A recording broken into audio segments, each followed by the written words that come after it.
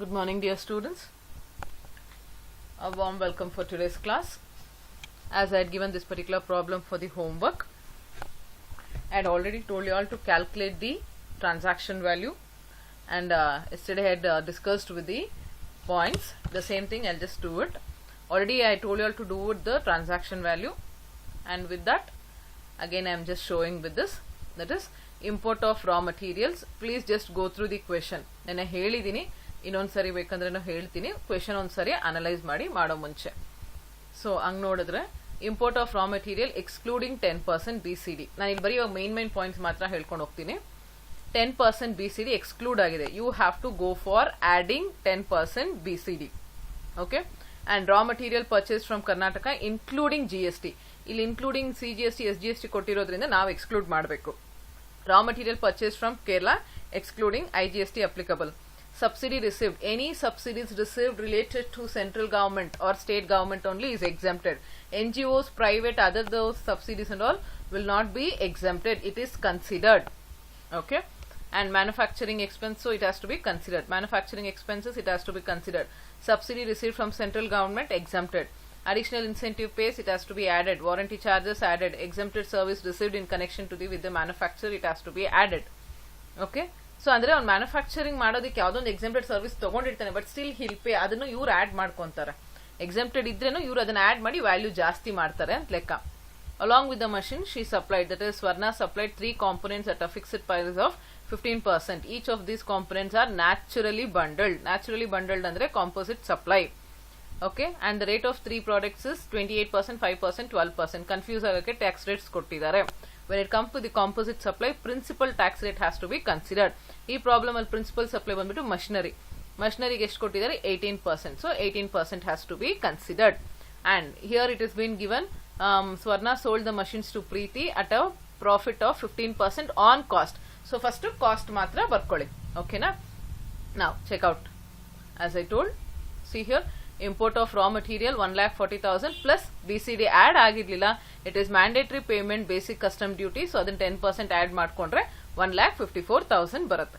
ಆಮೇಲೆ ಇನ್ನೊಂದು ಹೇಳ್ತಾ ಇದ್ದೀನಿ, ಇಲ್ಲಿ ಎಕ್ಸ್ಕ್ಲೂಡಿಂಗ್ ಇನ್ಕ್ಲೂಡಿಂಗ್ ಏನೇನು ಕ್ಯಾಲ್ಕುಲೇಟ್ ಮಾಡಿ ಟ್ರಾನ್ಸಾಕ್ಷನ್ ವ್ಯಾಲ್ಯೂ ತಗೊಂಡಿರ್ತಿರೋ ಈ ವ್ಯಾಲ್ಯೂಸೇ ತಗೋಬೇಕು. ನೆಕ್ಸ್ಟ್ ITC ಕ್ಯಾಲ್ಕುಲೇಟ್ ಮಾಡಬೇಕಾದ್ರೆ ಯಾವಾಗ್ಲೂ ಅಷ್ಟೇ, ಇಲ್ಲಿ ನಾವು ಏನ್ ಆಡ್ ಮೈನಸ್ ಎಕ್ಸ್ಕ್ಲೂಡ್ ಎಲ್ಲ the final amount only has to be considered. Raw material purchase from Kerala, ಅಲ್ಲಿ inclusive of CGST and IGST ಕೊಟ್ಟಿದ್ರು, ಅದನ್ನ ಎಕ್ಸ್ಕ್ಲೂಡ್ ಮಾಡಿದ್ರೆ 4 lakhs ಬರುತ್ತೆ.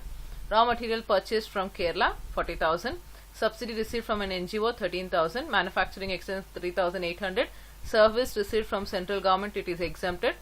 Additional incentives pay ಮಾಡಿರೋದು ವಾರಂಟಿ ಮತ್ತೆ exempted service ಎಲ್ಲ ಆಡ್ ಮಾಡಿದ್ರೆ ಟೋಟಲ್ ಕಾಸ್ಟ್ ಇಸ್ 3,30,000. ಈ ಕಾಸ್ಟ್ ಮೇಲೆ ಆನ್ 15% ಪ್ರಾಫಿಟ್ ಇಟ್ಕೊಂಡಿದ್ದಾನೆ. So 7,24,500 you will get.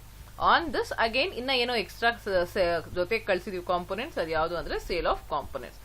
And for that you go for 15 into 3 components is been sent, 15,000 each, 45,000 add ಮಾಡಿದ್ರೆ transaction value will be 7,69,500. ಈ amount ನಮಗಲ್ಲಿ ಬಂತು.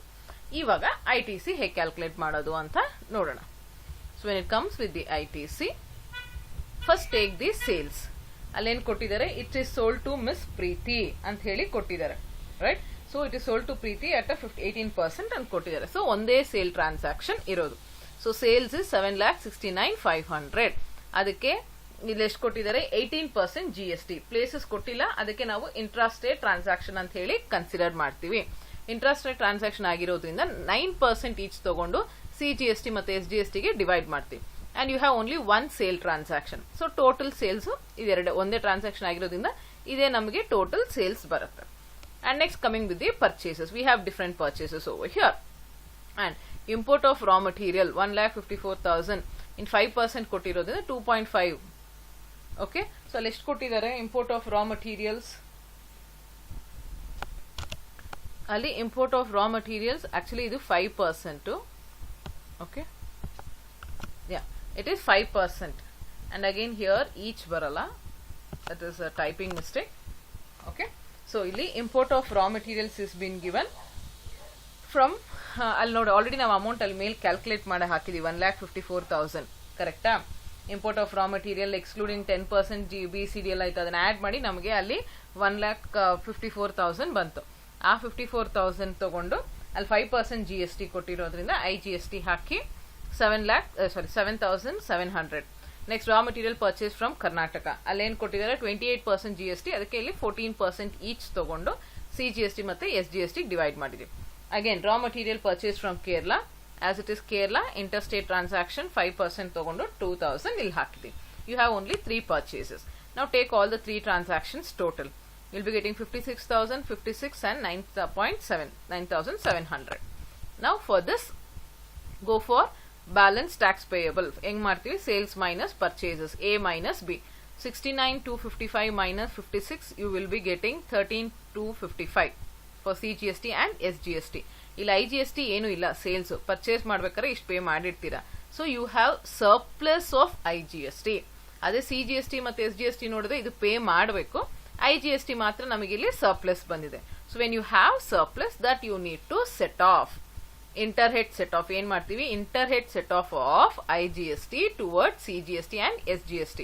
But ಇಲ್ಲಿ ನಮಗೆ SGST ಮಾಡೋದಕ್ಕಾಗಲ್ಲ because we don't have the amount. Okay, so ಅಲ್ಲಿ inter head set off ಟೈಮಲ್ಲಿ SGST ಇಲ್ದಿರ ಇರೋದ್ರಿಂದ ನೀವಲ್ಲಿ SGST ಅಂತೂ ಬರೆಯಕ್ಕೆ ಹೋಗ್ಬೇಡಿ, just inter head set off ಅಂತ ಬರೀರಿ, ಅಂದ್ರೆ you just take it out. ಇಲ್ಲಿ 9,700 ಇದೆ, ಬಟ್ ನಾವು CGST ಪೇ ಮಾಡಬೇಕಾಗಿರೋದು 13,255. ಸೊ ಇರೋ 9,700 ಸರ್ಪ್ಲಸ್ ನ ಇಲ್ಲಿ ಪೇ ಮಾಡಿ. When you go for paying it out, you will be still you need to pay is 3,555. Okay, so balance tax payable is 3,555. But ಇಲ್ಲಿ ಇನ್ನೇನು ಪೇ ಮಾಡೋದಕ್ಕೆ ನಮ್ಮ ಹತ್ರ ಇಲ್ಲ, ಸೊ ಅದಕ್ಕೆ ನಾವೇನು ಸೆಟ್ ಆಫ್ ಮಾಡ್ತಾ ಇಲ್ಲ.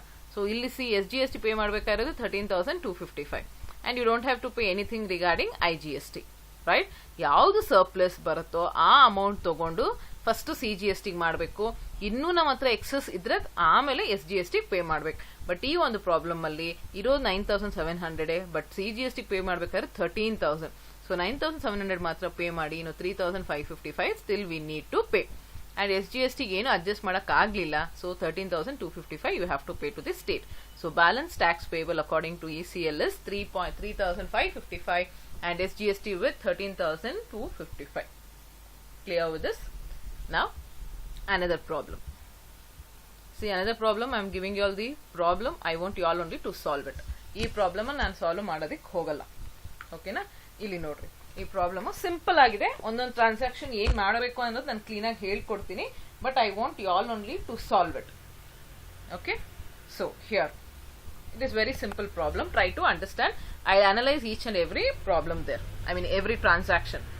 Mr. Kamal, a dealer, submits the following information in relation to manufacturing and selling of drilling machine.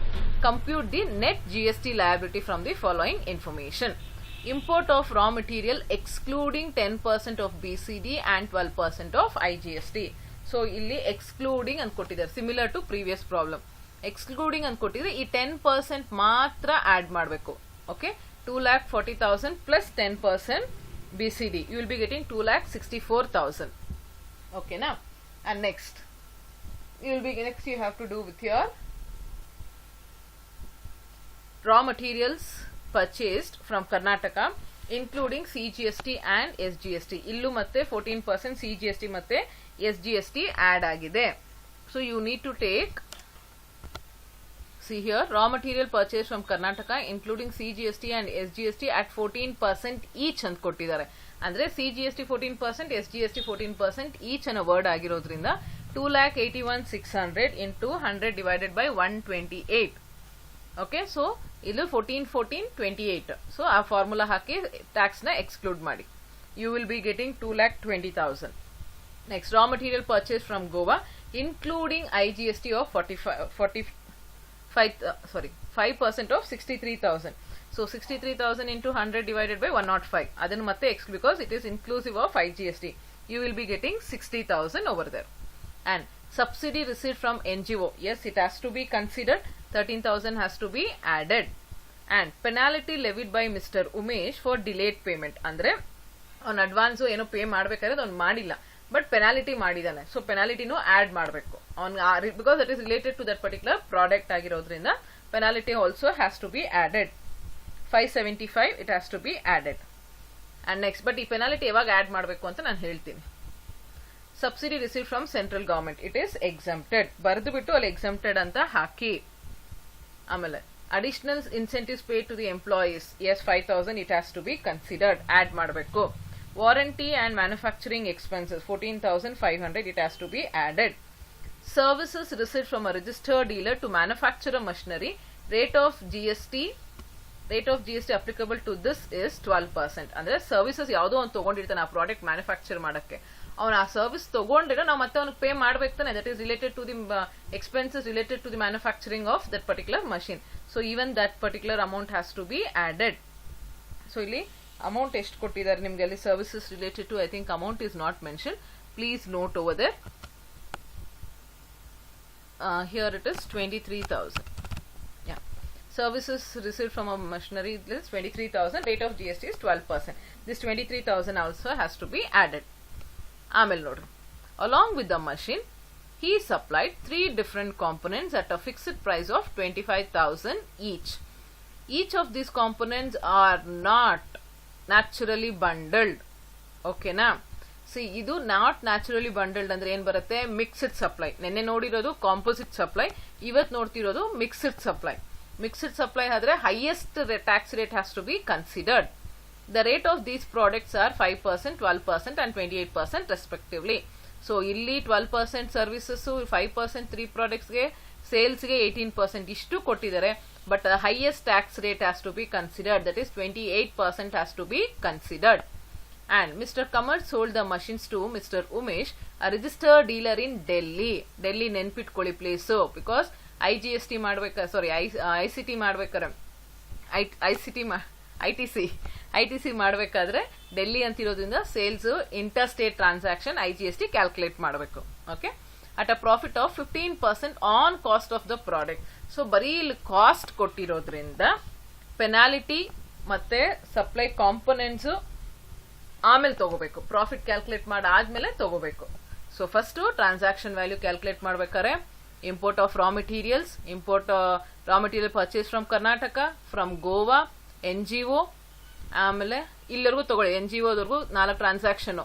ಪೆನಾಲಿಟಿ profit ಆದ್ಮೇಲೆ ತಗೋಬೇಕು. ಸೆಂಟ್ರಲ್ ಗವರ್ಮೆಂಟ್ ಎಕ್ಸಂಪ್ಟೆಡ್ ಅಂಡ್ 5,000, 14,500, 23,000 ಇದನ್ನೆಲ್ಲ ಆಡ್ ಮಾಡಿದ್ರೆ you will be getting the cost of 5,99,500. 5,99,500 will be your cost. On that 15% you have to add profit. On that 15% will be 89,925. Okay na? ಅದಕ್ಕೆ then you will be getting that profit ಬಂತು.